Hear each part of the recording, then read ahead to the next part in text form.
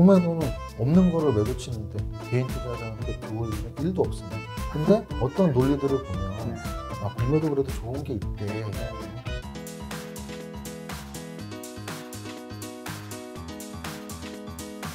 오늘 주제는 바로 슈퍼개미의 시장 점검편입니다. 함께 이야기 나누실 분 소개하도록 하겠습니다. 안녕하세요. 안녕하세요. 가볍게 자기소개 한번 부탁드리겠습니다. 안녕하세요.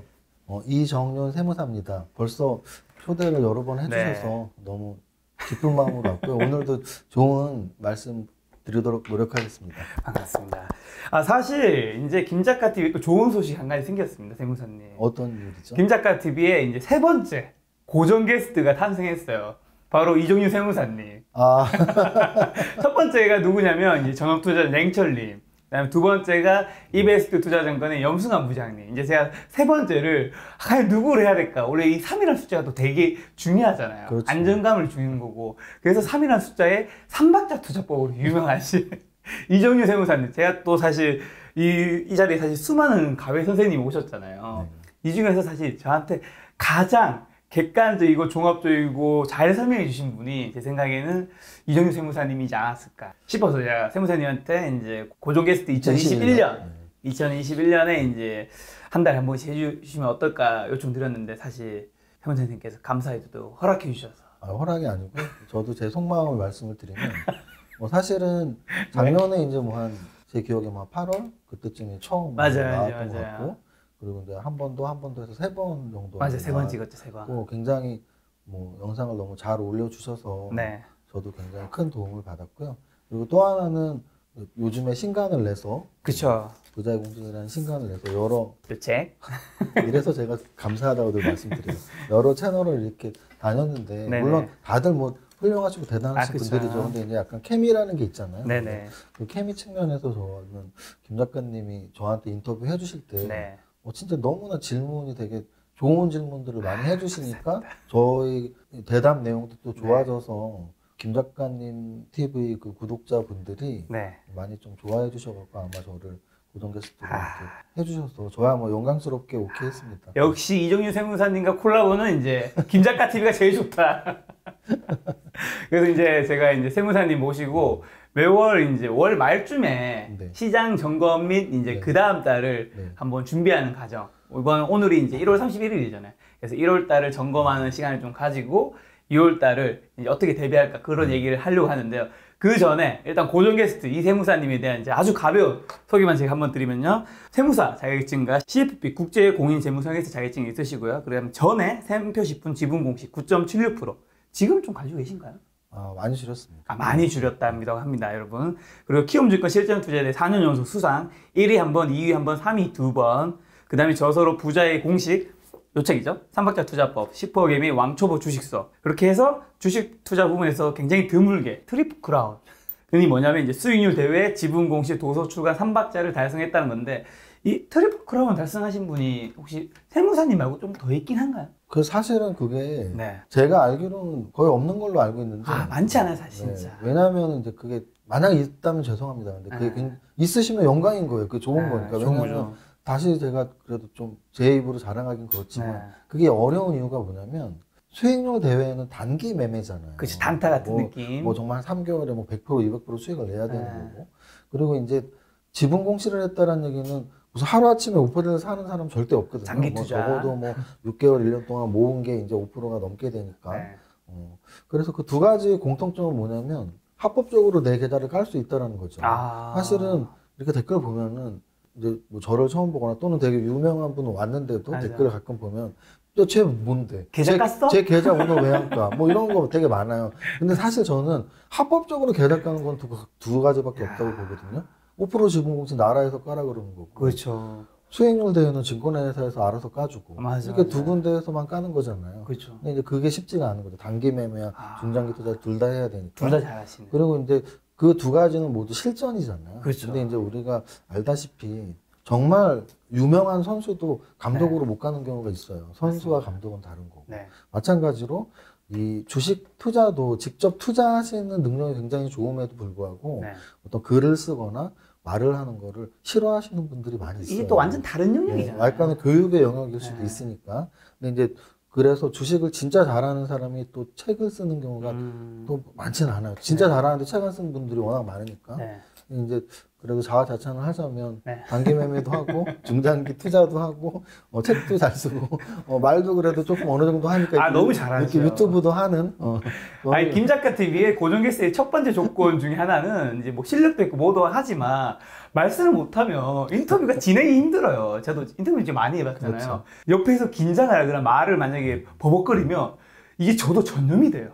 저도 버벅거리고 있더라고요. 그래서 그런 부분에서 세무사님은 사실 제가 어떤 질문을 던져도 답변을 다 해주셔서 너무 이제 또 고정 게스트 3호 감사합니다. 3번 타자가 또 굉장히 또 중요한 역할을 하는 거지 않습니까?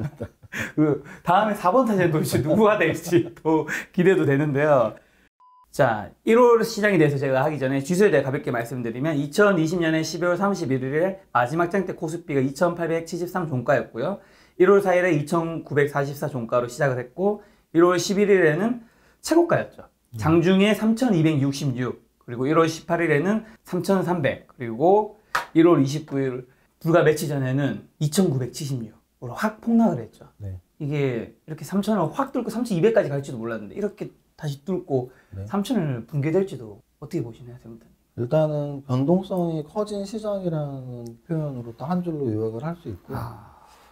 변동성이라는 건 결국은 네. 두 가지 측면에서 볼 수 있어요. 하나는 낮은 지수대와 높은 지수대에서 높은 지수대의 변동성이 커 보이는 건 좀 당연해요. 그러니까 이게 률로 보지 않고 네. 절대 액으로 본다면 예를 들어 이런 거죠. 2000에서 1800이 되면 10%가 빠진 거죠. 네. 또는 3000에서 2700이 되면 10%가 빠진 거죠. 똑같죠? 같이 10%가 빠진 건데 네. 율로 보지 않고 절대 액으로 보면 네. 2000에서 1800이 빠지면 200이 빠진 거고요. 네. 3000에서 2700이 빠지면 300이 빠진 거잖아요. 그러니까 이게 고공권의 지수대로 갈수록 그런 변동성에 대한 느끼는 체감은 분명히 달라진다는 거예요. 그러니까 요즘 투자자들이 네. 예전에 우리가 2000대에서는 10%의 움직임이 그 정도야. 근데 요즘에는 10%의 움직임이 그때보다 1.5배 크게 느껴지는 거일 수도 있다는 뜻이에요. 네. 투자자들이 다 율로 계산하진 않거든요. 네. 대부분은 절대액의 크기로. 주가도 마찬가지예요.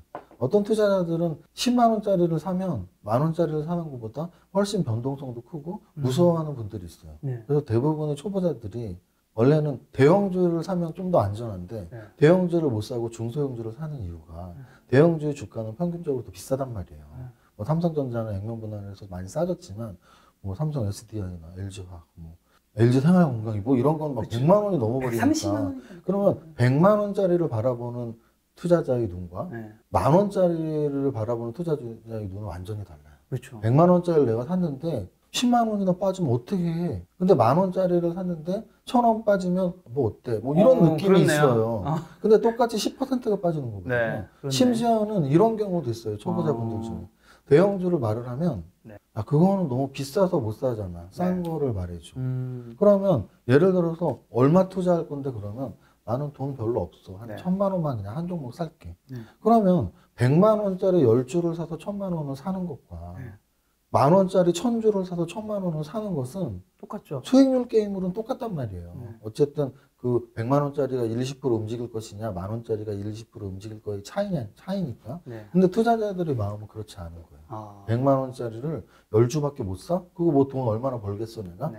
만 원짜리를 1000주 사야지 큰 돈 버는 거 아니야? 네. 근데 절대 그렇지 않거든요. 그래서 일단 제가 그 시각의 차이, 지금 고공권으로 3000포인트가 와 있기 때문에 네. 약간의 흔들림에도 큰 흔들림으로 느껴질 수 있다는 거 하나 말씀드리고요. 그 다음 두 번째는 네. 예를 들어서 조정을 좀 받으면서 가면은 안정적인 마음도 들고 차트도 편안한 차트로 갈 수가 있는데 그렇죠. 사실은 지금 현재 1월 달이 너무나 힘들어 보이는 이유는 뭐냐면 11월, 12월에 조정이 하나도 없었기 때문에 무슨 뜻이냐면 엄청 가팔랐네요. 무슨 뜻이냐면 사실 6월 달 한 달 동안은 거의 조정의 달이라고 봐도 돼요. 작년. 네. 그리고 또 7월에 완만하게 오르다가 8월 한 달 동안도 굉장히 급락이 한 번 있었죠. 네. 9월에도 급락이 있었어요. 네. 그리고 10월에는 뭐 한 월 초에 좀 오르다가 거의 월말까지 계속 빠졌거든요. 거의 작년에 1년 내내 오른 것 같은 느낌이 들어도 네. 8월, 9월, 10월 3달 동안은 사실 오른 게 거의 없거든요. 지나보니 별로 안 올랐네 이때는. 지나보니 별로 안 올랐어요. 그냥 다 올랐던 것 같았는데. 네. 근데 작년 8월, 9월, 10월이 그렇게 힘들다고 느껴지지 않았던 이유는 완만하게 오름 속에 조정을 받았기 때문이에요. 근데 최근 들어서 1월 달에 너도 나도 힘들다고 말한 이유는 특히 초보자분들이 11월 이후에 들어오신 분들이 마음이 너무나 편한 상태였던 거죠. 11월, 12월 두 달을 거치면서 야, 그냥 주식은 뭐 사놓기만 하면 오르는 거 아니야? 많이 익숙해진 거예요, 상승이. 근데 이게 1월 초까지도 계속 오르다가 이제 지금 한 2주 이상 조정을 받으니까 그 조정도 옆으로 가는 조정이 아니고 사실 지난 화수목금 4일 동안은 내리꽂는 조정이었단 말이죠. 그렇죠. 하락 조정이었단 말이죠. 그렇죠.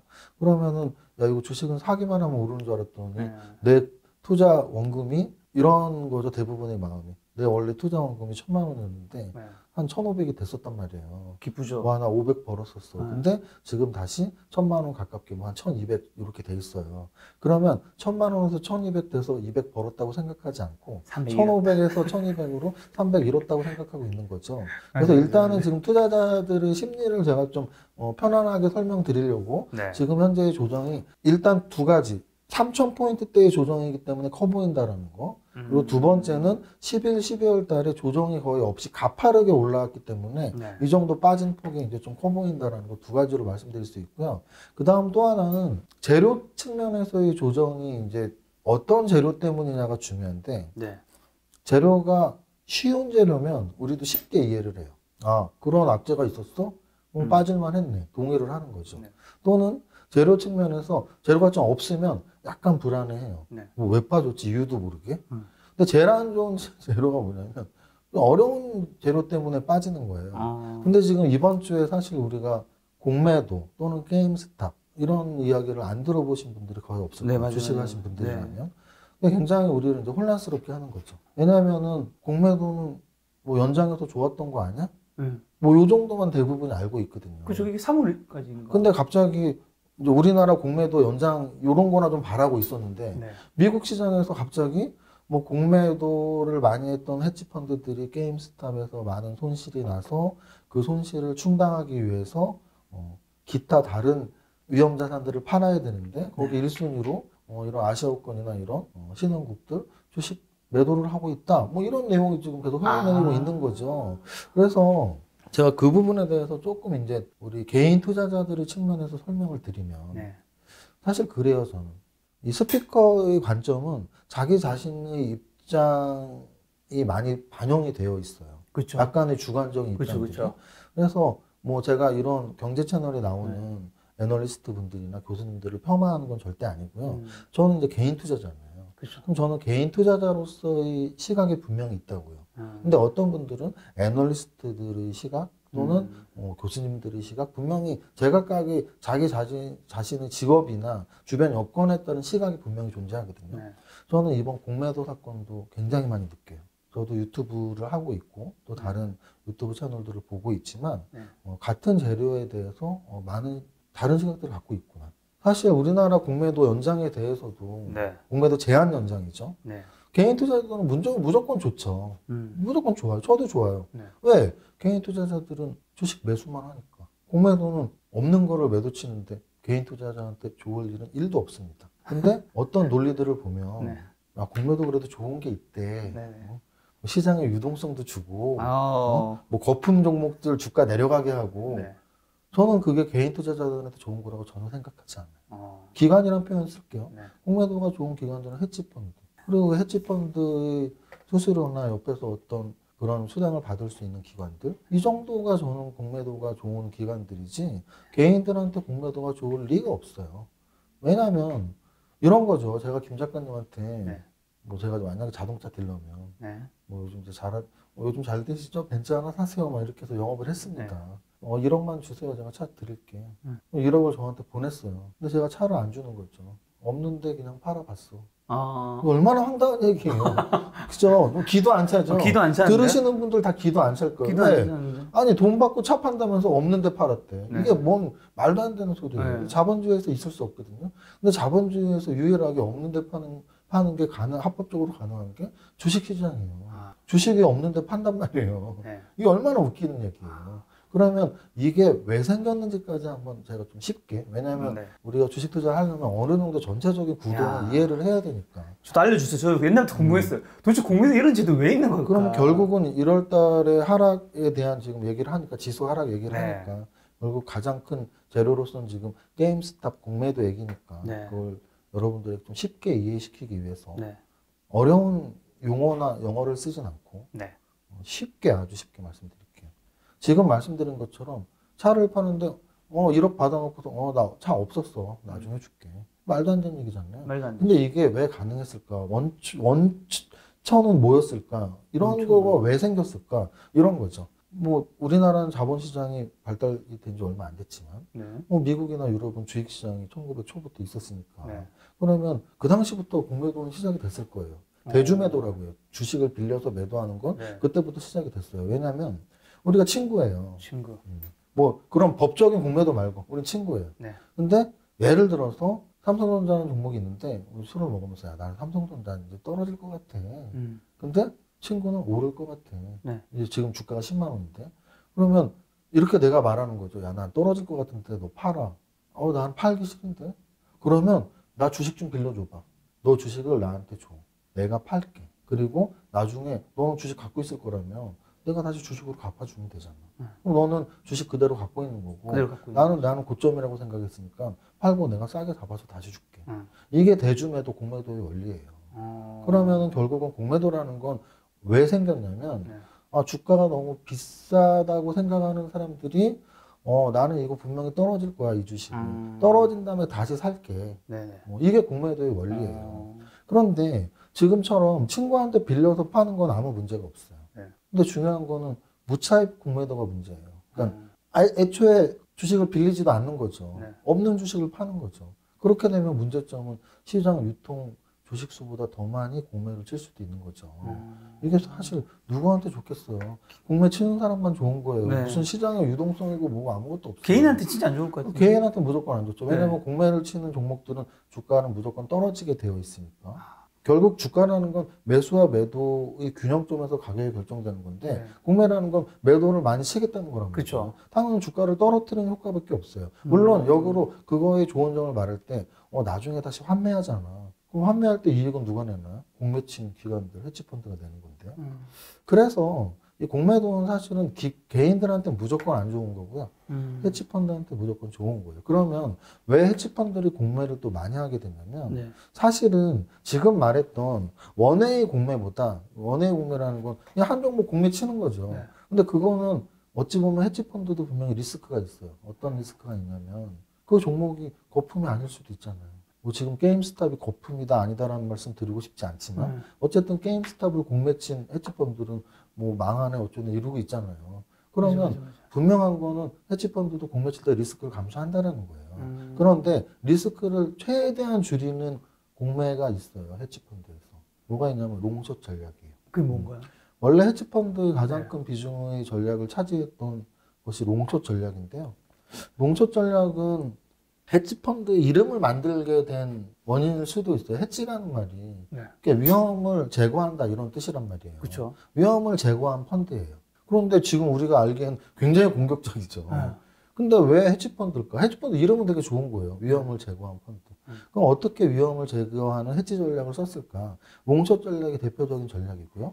롱숏 전략은 지금 어려운 용어 안 쓴다 그랬는데 어쩔 수 없이 쓴 건데 쉽게 설명하면 롱은 매수고 숏은 매도라고 생각하시면 돼요. 그럼 롱숏 전략은 뭐냐면 롱을 하면서 숏을 한다. 매수를 하면서 매도를 한다는 뜻이에요.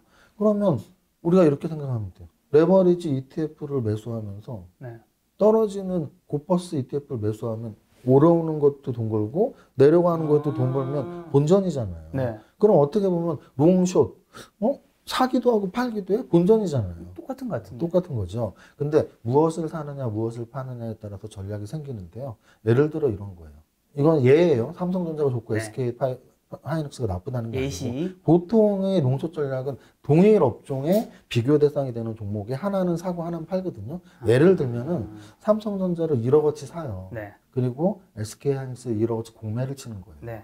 그러면 시장이 오르면 두 종목은 대부분 같이 올릴 거예요. 근데 내가 롱을 했던 더 좋다고 생각한 종목이 안 좋다고 생각하는 종목보다 좀 더 크게 오르겠죠. 나는 철저한 분석을 했으니까. 그러면 삼성전자 올라서 수익 나고 SK하이닉스가 오르지만 그건 손해죠. 공매 쳤으니까. 근데 그 손해가 더 적다는 얘기죠. 나는 더 좋은 종목을 매수했으니까. 그러니까요. 그러면 시장이 오르면 두 종목을 다 산 사람보다는 수익이 크지 않아요. 하지만 약간이라도 수익을 볼 거예요. 그 차이만큼. 이제 시장이 떨어진 걸 생각해 볼게요. 보통의 투자자들은 시장이 떨어지면 뭐 지난주 4일 떨어지니까 일반 투자자들 죽겠다고 하고 있잖아요. 저 죽겠어요. 죽겠다고 하고 있어요. 그런데 롱숏 전략을 썼을 경우엔 네. 삼성전자가 떨어져요. 네. 근데 SK하이닉스는 더 떨어지겠죠. 왜냐하면 더 안 좋은 종목이라고 생각해서 공모를 쳤으니까. 그럼 삼성전자가 떨어졌을 때의 손해보다 SK하이닉스가 더 떨어졌으니까 이익이 난단 말이에요. 그렇네요. 그러면 롱숏 전략을 썼을 때의 포인트는 뭐냐면 내가 더 좋은 종목을 사기만 하면 두 개를 비교해서 A와 B를 동일 업종의 비슷한 종목을 비교해서 A가 확실히 좋다라는 확신만 들면 A를 사고 같은 금액의 B를 매도를 공매를 치면 시장이 올라가도 이익, 내려가도 이익이 난다라는 사실이에요. 무조건 버는 건가요? 그렇죠. 무조건 버는데 단 조건은 시장의 상황에는 상관이 전혀 없고 A가 B보다 좋기만 하면 돼요. 아, 이것만 확실하다면? 그렇죠. 이것만 확실하면 진짜 무조건 돈을 버는 그렇죠. 거예요? 근데 우리가 보통 주식시기 어려운 이유가 이런 거잖아요. 아니 게임스탑 우리가 왜 공부해야 되냐고요. 근데 게임스탑 때문에 지수가 떨어졌다며 얼마나 스트레스 받아요. 뭐 북한에서 대공포 쏘면 지수 떨어지고 맞아. 뭐 미국 중국 무역 분쟁 생기면 지수 떨어지고 뭐 트럼프가 대통령이 된다 그러면 떨어지고 또 뭐 안 된다 그래도 떨어지고 바이든이 된다 그래도 떨어지고 안 된다 그래도 약간 떨어지고 결과론적인 것 같기도 하고 뭐 그냥 이렇게 굉장히 많은 지수 분석에 대한 스트레스를 받는 거잖아요. 그런데 롱숏 전략은 지수와 전혀 상관없이 지수가 오르든 떨어지든 전혀 상관없이 두 종목만 비교해서 좋은 종목을 사고 나쁜 종목을 공매치면 된단 말이에요. 이게 헤지펀드의 최대의 전략이었단 말이죠. 그러니까 헤지펀드는 공매도가 없으면 이 전략을 못 쓰죠. 그러면 헤지펀드가 지금 다국적 기업이고 세계에서 자금을 막 왔다 갔다 하는 회사들인데 이게 좋다고 홍보를 해야 될 거 아니에요. 그럼 결론은 뭐예요? 공매도는 좋은 기능이 있다라는 거죠. 너무 당연한 거예요. 그들의 입장에서는 당연하죠. 우린 또 개인 투자자 입장이니까. 개인 투자자 입장에서는 좋을 게 없다니까. 우리가 롱숏 전략을 쓰는 것도 아니고 공매를 뭐 어떤 종목을 쓰는 것도 아니고. 아니 요 개인도 해야 되는 거 아닙니까 그러면? 그래서 지금 문제가 기울어진 운동장 얘기도 많이 나오고 하는 게 아니 기관들은 특히 헤지펀드들은 공매도를 이용해서 여러 가지 전략을 이용해서 수익을 내는 그런 전략들을 쓰는데 개인들은 공매를 이용하지도 않고 이용할 자격도 없고 사실 전문 투자자라고 뭐 50억 이상 있고 뭐 이런 조건들이 있어요. 거기에 해당되는 분들이 몇 분 계시겠냐고요. 그러면 개인 투자자는 공매를 못 쓰는데 저는 그래서 그런 분들이 제일 좀 답답해요. 어떤 분들은 개인 투자자임에도 불구하고 그래도 공매도는 필요하긴 한 거래. 잘 모르면서. 잘 모르면서보다도 이제 그렇게 듣는 거죠. 좋다는 의견들을. 근데 그걸 누가 말했는지만 생각해 보면 개인 투자자들 입에서 사실 공매도의 순기능을 말하는 건 저는 어불성설이라고 봐요. 근데 그럼 개인 투자자가 공매도를 못하는 거는 그러니까 뭐 개인의 신용과 관련된 건가요? 왜 못하는 거죠? 왜 못하냐면 저런 거죠. 우리가 선물 옵션을 하더라도 보증금이 있어야 돼요. 최초에. 그리고 요즘에 무슨 교육도 받아야 되고 굉장히 복잡한 게 많죠. ETF는 그런 거 없죠. 요즘에 이제 ETF 생긴다고 그러던데 왜 없을까요? ETF는 레버리지가 없단 말이에요. ETF는 주식하고 똑같아요. 그러니까 개인이 산 거 내에서 손실만 보니까 아무나 그냥 사면 돼요. ETF를. 근데 선물 옵션은 왜 아무나 못했냐?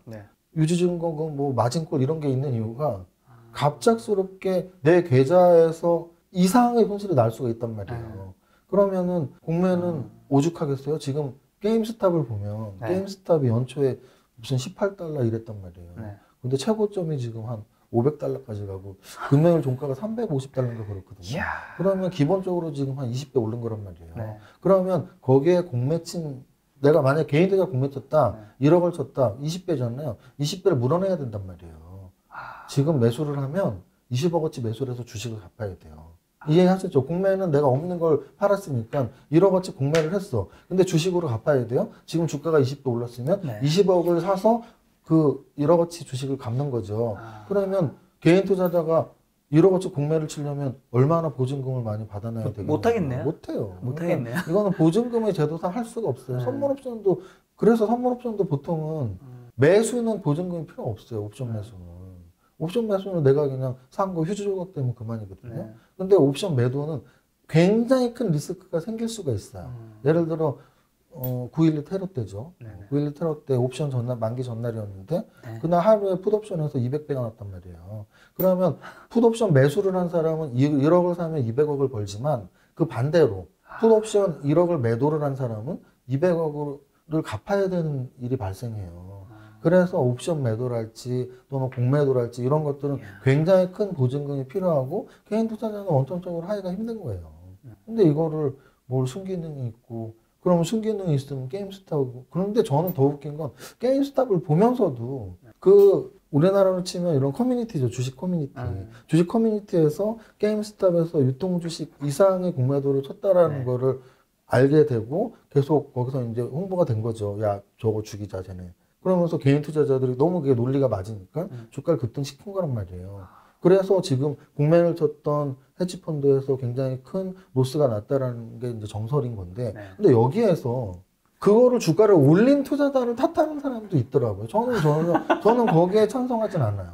저는 거기에 만약에 제가 어떤 이런 주식 판사라면 둘 다 잘못이 없거나 또는 잘못이 있다면 유통주식소보다 더 많은 공매를 친 헤지펀드의 잘못이죠. 자기네 돈 벌겠다고 한 거 아니에요. 그렇죠. 돈 벌겠다고 했는데 지금 약 좀 잡힌 거 아니에요. 유통주식보다 더 많은 공매를 친다는 얘기는 주식을 사서 갚을 수가 없는 노릇인 거거든요. 그거를 빈틈을 알고 우르르 샀는데 우르르 산 사람이 잘못이냐? 아니면 최초에 그런 빌미를 제공하고 공매라는 거를 이용해서 자기네 돈 벌려고 했던 게 잘못이냐 했을 때 저는 최초 책임이 당연히 훨씬 크다고 보고요. 그리고 그 공매 제도 자체의 문제점이 또 드러난 거죠. 이거를 이제 재료 가치로 좀 더 분석을 해드리면, 그럼 우리나라에서는 이게 어떻게 영향을 미칠까? 두 가지죠. 하나는 그 미국의 헤지펀드의 파산 가능성 또는 손실이 어떻게 확대될 것인지 그게 사실이든 아니든 굉장히 지금 부담스러워하는 이제 한국의 투자가들 그리고 또 외국인 투자자들이 실제로 순매도가 많이 나왔고 그럼 그게 100% 연관됐다고 볼 수는 없지만 어느 정도 유추는 가능한 거란 말이에요. 그래서 외국인 투자들이 순매도 했나? 그러면 이 게임스탑 사건이 확실히 정리가 되지 않는 이상은 그 불안감은 계속 갖고 가야 된다는 거. 이건 이제 악재로서 작용하는 거죠. 그러면 모든 재료는 악재만 있는 건 아니거든요. 악재와 호재는 정말 동전의 양면이거든요. 예를 들면 가깝게는 작년 10월 달을 들 수 있어요. 작년 10월에 국내로서는 연말에 10억이 대주주 3억으로 내려가냐 안 내려가냐. 맞아. 그게 악재였단 말이에요. 그렇죠. 근데 그게 바로 호재로 바뀌었죠. 왜? 안 내려가고 10억 유지됐거든요. 맞아요. 또 하나는 바이든이 대통령이 되냐 안 되냐. 그때 당시만 생각해도 바이든 대통령 되면 시장 친화적이지 않고 주가가 계속 떨어진대. 트럼프가 돼야 되는데. 근데 실제로 깠더니 바이든이 굉장히 확률이 높았죠. 근데 심지어는 트럼프는 계속 뭐 소송 걸고 그러니까 그때 또 계속 악재가 야 이거 뭐 트럼프가 뭐 심지어 아주 심한 재료는 뭐라 그래 쿠데타가 나온대 뭐가 불복해서 트럼프가 인정을 안 한대 저거 최하 1년 가는 거야. 그게 악재였다면 지금 다 해소됐잖아요. 정리됐죠. 그래서 악재는 결국은 호재로 바뀌는 거거든요. 그러면 지금 이 게임스탑 문제는 현재는 악재라고 친다면 악재의 소멸은 호재예요. 그럼 게임스탑의 주가가 안정화되던 또는 헤지펀드 문제가 안정화되던 되는 날은 분명히 있겠죠. 왜? 게임스탑이 1년 동안 300달러에서 유지될 리는 없단 말이죠. 기업 가치보다 10배 이상 수급에 의해서 움직인 거기 때문에 결국 주가는 안정화될 것이고요. 그럼 어쨌든 헤지펀드 한두 군데가 도산할 수도 있어요. 저는 그런 것까지 한국 투자자가 왜 걱정하냐 이거죠. 이거는 금융위기 때랑 완전 다른 얘기예요. 금융위기 때는 미국 시장 전체의 위험 자산들, 특히 부동산 자산에서의 그 모기지들, 서프라임 모기지, 그게 전체적인 금융권의 문제가 됐던 거고, 지금은 게임스탑의 공매친 헤지펀드의 문제예요. 근데 그 공매친 그 헤지펀드의 손실이 20조래, 그 20조 손해난 그 헤지펀드 두세 개가 문 닫으면 미국 시장이 금융이 붕괴되고 세계 시장이 붕괴된다고 저는 보지 않아요. 그래서 일단 저는 1월 달의 하락 조정을 이 정도로 그러니까 차트상으로는 너무 11, 12월이 급등하게 올라갔기 때문에 1월 달 조정이 굉장히 커 보였다. 그리고 재료상으로는 우리가 알기 쉬운 재료가 있으면 그래 괜찮아 할 텐데 너무 어려운 재료. 갑자기 게임스탑이라는 종목이 300달러 올라갔는데 관련 헤지펀드가 있는데 걔네가 망하면 어떡하지. 지금 계속 시장에서 이런 노이즈들이 발생하는데 이런 노이즈는 큰 노이즈는 아니라고 보는 거죠. 심지어 피터 린치는 환율이 오르고 떨어지고 유가가 오르고 떨어지고 금리가 오르고 떨어지고도 노이즈라는 평가를 했거든요. 아 진짜? 북소리라고 했죠. 북소리. 그 북소리 효과. 그러니까 사방에서 북소리가 많이 날 때 너무 민감하게 받아들이지 마라. 뭐 가치 투자 베이스니까 그분은. 그래서 뭐 시장에서 너무 막 이렇다 저렇다 하는 거를 나의 근간을 흔드는 정도의 재료로 보진 말아라고 했을 정도인데, 저는 게임스탑에 연루된 헤지펀드가 좀 부실해지는 거, 또는 그들이 자금을 계속 아시아지안에서 얼마나 더 빼야 되는지, 그거는 미국 시장 전체가 아니고 게임스탑 또는 그 관련된 한두 종목, 그거랑 연관이 있기 때문에 단기적인 이벤트인 거죠. 그러니까 이벤트는 좋은 표현이니까 단기 악재. 그래서 시장 흐름을 볼 때는 지금 탑다운으로 지수 얘기만 좀 오래 설명을 하는데, 시장 전체로 볼 때 우리는 중기, 장기, 단기를 구별해서 봐야 되는데, 장기로서의 상승세에 이게 역할을 줄 수 있는 재료니 저는 아니라고 보는 거예요. 왜냐하면 장기로서의 추세는 지금 추세가 읽혀진 건 결국은 코로나에 의한 제로금리와 재정정책, 그리고 그런 돈이 살포됨으로써 자산시장이 올라가고 있고, 근데 또 마침 우리가 언택트라고 하는 반도체나 뭐 아니면 그런 빅테크들이 코로나 시대에 좀 이렇게 실적까지 마침 좋아지는, 돈도 풀렸는데 실적까지 좋아지니까 주식시장이 올라가는 건 너무 당연한 거거든요. 그러면 이 우상향의 중장기 호재가 바뀌려면 계속 말씀드리지만 금리가 올라가거나 또는 기업들이 실적이 진짜 완전히 꽝이 돼서 안 좋아지거나 뭐 재정 지출을 팍 줄이거나 뭐 이런 대상승의 호재가 악재가 되는 시점, 그게 저는 주식의 천장이 될 텐데, 이번 게임스탑의 재료는 그런 대상승의 추세를 꺾을 만한 재료라고는 절대 보지 않고, 그냥 단기적인 재료라고, 언젠간 소멸될 재료, 그게 소멸되면 호재로서 작용할 것이다. 그래서 결국 지수를 이 정도로 본다면 투자자들의 대응 전략이라고 할 수 있는 건, 삶 속의 가치가 주식이다.